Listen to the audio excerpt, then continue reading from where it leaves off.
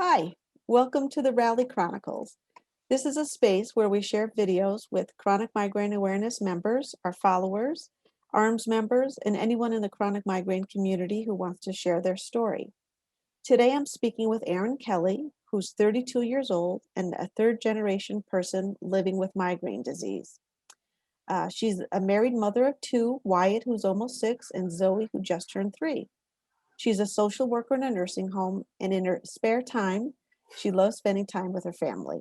She lives about a mile away from her parents and 2 blocks from her aunt, and they're all very close. Now, what makes Erin very special is that she is Melissa Dwyer's sister. Melissa Dwyer completed suicide on June 7th, 2013. This was just about 6 months before Erin was getting ready to get married, and she's been watching Erin from heaven for most of her adult life. She's continued her relationship with her brother, and who are both strong chronic migraine awareness advocates, and we're thankful to have all 3 of them in the community. Welcome, Erin. Thank you. Nice to be here. If you wouldn't mind just sharing a little bit about Melissa's story. Melissa suffered what we now know were chronic migraines for as long as I can even remember. As a child and then teenager, going to like Diamond Headache Clinic, trying to figure out triggers, and then they became so bad that she eventually had to drop out of college and forego her plans of becoming a nurse, following in her mom's footsteps.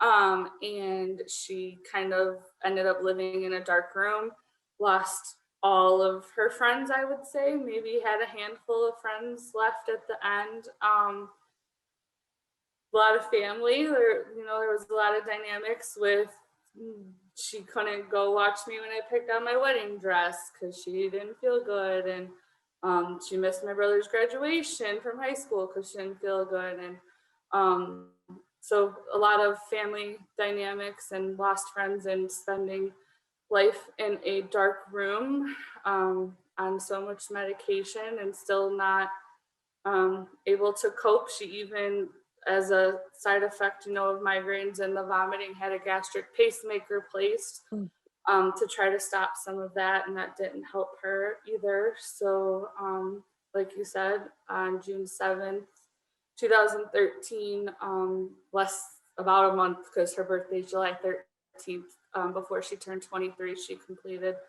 suicide because she couldn't handle the pain of the migraines anymore and had lost all hope in any community. She'd been to Mayo Clinic and seen countless neurologists, all of who, gave her no hope that anything would ever change the pain she was going through. Oh, such a horrible thing to have to, live with as a migraine patient yourself.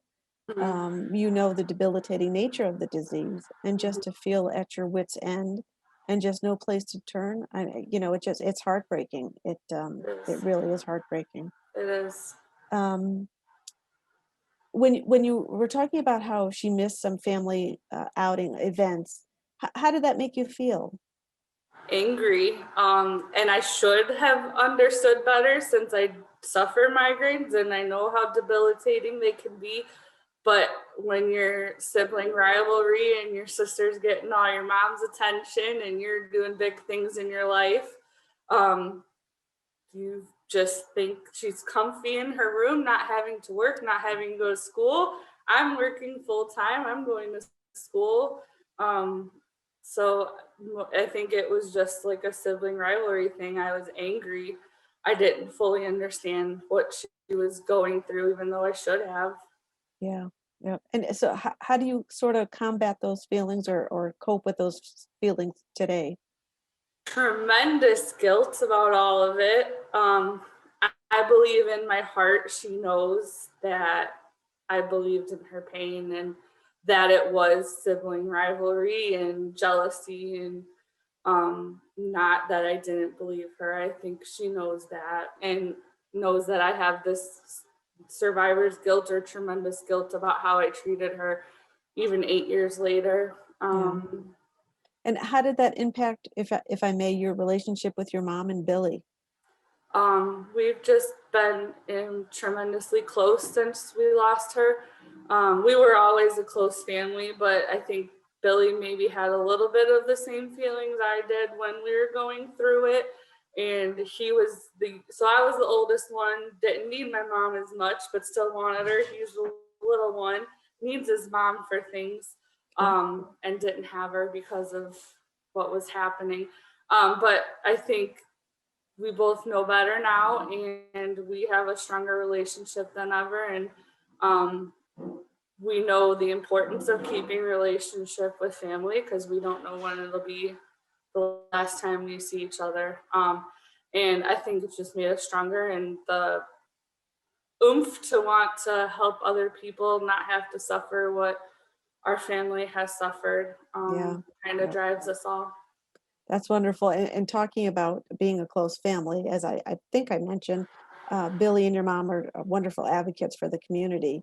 Do you Mhm. feel like you aren't able to do as much, or you want to do more, or maybe you don't want to advocate at all? I'm just curious what your thoughts are on that. No, I'm guilty of feeling huge guilt that I can't do everything that they're doing. I try to be active in the migrant communities online, because that's the extent of what I can do right now as a full-time, working mom. And that's why I volunteered to do this and interviews and anything I can do, because I can't go to Headache on the Hill or host weekly Zoom calls like my mom can do, support groups. So I I feel like I do everything I can, but always wishing I could do more. Right. And as we say, every little bit helps. I mean, if we could just get one person in the general population to understand that migraine is not a headache, it's Yep. a genetic neurological disease, that would, reduce the stigma, and healthcare professionals need to become more educated about it. I could go on, but I'm not going to. Yeah. So No. seeing as May is Mental Health Awareness Month, do you have any suggestions for coping strategies? Lots of them. I'm in therapy. I see a psychiatrist and a therapist to try, and that's fairly new. I tried right after Melissa passed away, and I wasn't ready. I couldn't embrace everything that therapy had to offer me. So it's kind of new within the last 2 years. But there's no shame in it, like I thought there was at one time. I've come a far way since I started it, and you have to lean on the people that support you, and continue to support you. Right after she died, every person I've ever known came out of the woodwork and had comments and were here for me. And it's the ones who are still here today, checking on me. How are you doing today? Happy Friday. I love you. The people, you just got to lean on the people who are always there for you, including my mom and brother. And we have a group chat where we talk about no nonsense stuff all day long. Hmm. We just keep talking all day long and leaning on each other. So, that's what I would say. That's And the wonderful. babies didn't hurt having my children after she passed away. They Mhm. put a shining light in all of us. So being Sure. their mom, I think, has helped a ton with coping since she died. Right. And talking about her and honoring her, like on June 7th, I mean, keeps her memory alive. And, Oh you yeah, know, my uh, son, when he was 9 months old, would run up to pictures of her and like talk to oh, them like he already knew her. And even to this day, he calls the migraine ribbon her emblem, like she's a superhero. And so like they have a very special relationship with her, even though she's not here. that's fantastic. Well, was a superhero. I mean, Yes, she was. we all are dealing with Yes, chronic migraine. Yeah. absolutely. Well, I want to thank you for taking your time to speak with us, and we look forward to Absolutely. talking with you more. Thank you. Me Okay. too.